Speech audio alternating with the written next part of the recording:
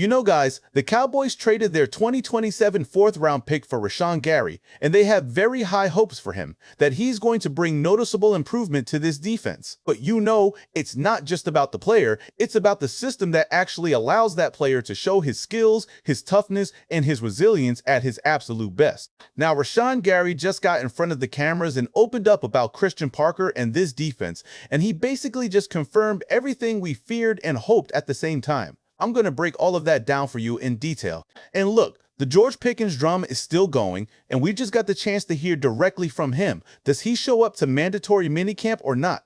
I'm not getting good feelings about this one at all. What's up, Cowboys? Welcome to the NFL Playbook Cowboys. If you're new here, don't forget to hit that subscribe button. All right, so look, I want to start with Rashan Gary because I feel like we as Cowboys fans are not giving this man his flowers. You know what? We've been burned before. We bring somebody in, we hype them up, and then they go out there and underperform. So there's this instinct as Cowboys fans to just assume the worst. But I'm telling you right now that thinking needs to stop when it comes to Rashan Gary. This man has a track record. People forget that Rashan Gary and Kenny Clark put that Packers team on their back when Jordan Love was still figuring himself out. That defense was carrying them. And honestly, that same defense is the one that gave us problems in the playoffs. We remember that. So why are we acting like he fell off a cliff? I think what's really happening is we got so locked in on missing Micah Parsons that we started treating Rashan Gary like some kind of consolation prize. And that's just not fair to the man. He's not here to replace Micah Parsons. He's here to fill the role that was left behind when DeMarcus Lawrence was gone. And I'll go even further. I think he's a better pass rusher than that. I genuinely believe that. Now, after OTAs, Rashan Gary got in front of the media and said something that I think every Cowboys fan needed to hear. He was asked point blank what he brings to this team, how he can help get to the quarterback, and he didn't hesitate. He said, look, the film speaks for itself, but I'm a dog. I play with a lot of effort. I cause a lot of pressure. I don't think anyone likes to go against me. Like, that's the energy right there. That's exactly what you want to hear from your edge rusher. Sometimes you just need a guy to stand up and remind everybody, hey, in case you forgot, I'm one of them once. And Rashan Gary did exactly that. But here's what really got me fired up. It wasn't just the confidence, it was what he said about Christian Parker and the way this defense is being built. He was asked about how detailed and in-depth Christian Parker has been trying to get everything installed, and Rashan Gary said it's been night and day. Night and day, from the moment they first started installing the system to where they are now. He talked about how Christian Parker is making sure all 11 guys are on the same page, speaking the same language, understanding how the back end works with the front, how everybody moves together. And look, I know we hear this kind of stuff every offseason from different guys, right? But I want you to go back and pull up the interviews from previous years around this same time. Go listen to those guys talking about the defense. You're not going to hear this. You're not going to hear this level of detail, this level of excitement about what's being put in. It is night and day. Rashan Gary confirmed it himself. He also talked about being back in the 3-4 scheme and how comfortable he is in it. He said he played it early in his career and it's something he's familiar with. And I love that. Because in the NFL, as a defensive lineman, all you can really ask for is one-on-one. Just put me in one-on-one and let me go to work. The 3-4 gives him that. Christian Parker's system gives him that. And when you got a dog like Rashan Gary with one-on-ones and the right system around him, that's where things get interesting for opposing offenses. Now, people who have actually had a chance to see some of these practice clips and drills, they're saying this man looks spry. He's got lower body thickness, he's got quickness off the ball, and when you watch him in those get-off drills, it's one of those moments where you just go, oh, okay, I see you. He had 7.5 sacks in the first 8 games last year. 7.5 in 8 games. That's not a guy who's just a run defender. That's a legit pass rusher. And the way he's moving right now in these early workouts, I'm excited, man. I'm genuinely excited.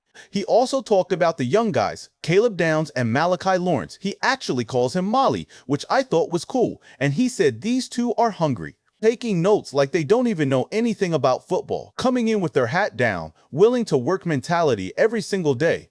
He said from day 1 to day 3 of practice, Malachi Lawrence had his best practice, getting better with his pass rush, his run defense, his hands, just putting it all together.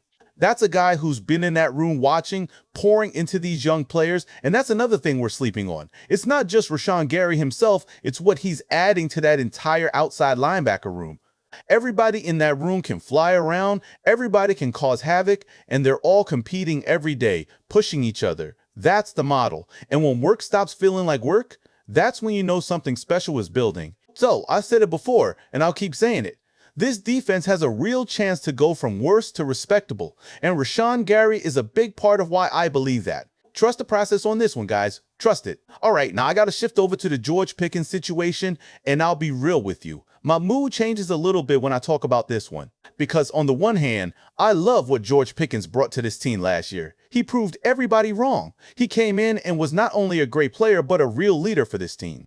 And on the other hand, this contract situation has been dragging and dragging, and now we got a mandatory minicamp coming up next week, and nobody really knows if he's going to be there. So, here's where we're at. George Pickens signed the franchise tag this offseason, but he's still pushing for a long-term deal. He didn't show up for voluntary OTAs, which, fine, those are voluntary, that's his right. But mandatory minicamp is a completely different situation. If he misses 3 days of that, he's looking at up to $105,000 in fines. And if he no-shows, this would be his first off-season fine since the mandatory portion kicks in. Now, the Cowboys have already made it pretty clear back in April that they're not offering a long-term deal right now.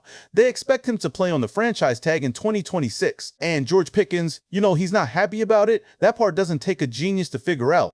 Then head coach Brian Schottenheimer got asked about it, and he said he expects George Pickens to be there next week. He talked about how his conversations with Pickens have been positive, just about life in general, and that he hopes to see him walk through those doors. He said what George Pickens can do for this team on the field is unmatched in a lot of ways. But notice the word choice, hopes, expects. You can't make anybody do anything. And then we got an exclusive update. Nick Harris, who was a reporter for the Fort Worth Star-Telegram, actually went to George Pickens' youth football camp in South Texas. He was out there hosting a pair of camps in the heat over 95 degrees, giving back to the kids. And when the question got asked, will you be at mandatory minicamp next week? George Pickens gave a shrug, said, and then somebody from his agency stepped in and shut it down. No more questions. Guys, that shrug, that's not a confident yes, you know what I mean? If he was planning to be there, what's stopping him from just saying, yeah, I'll be there? Nothing. So that shrug is doing a lot of talking. But then, and this is the part that actually gives me a little hope, listen to what he said to the kids at that camp. He told them, grind, put that first. Grind at the thing you want to find yourself in. Stay smart, stay in school, keep yourself with the right friends, don't be a bad kid. And I think that the last part matters more than people are giving it credit for. Keep the right friends. Because I do believe that George Pickens has found real brothers in Dallas.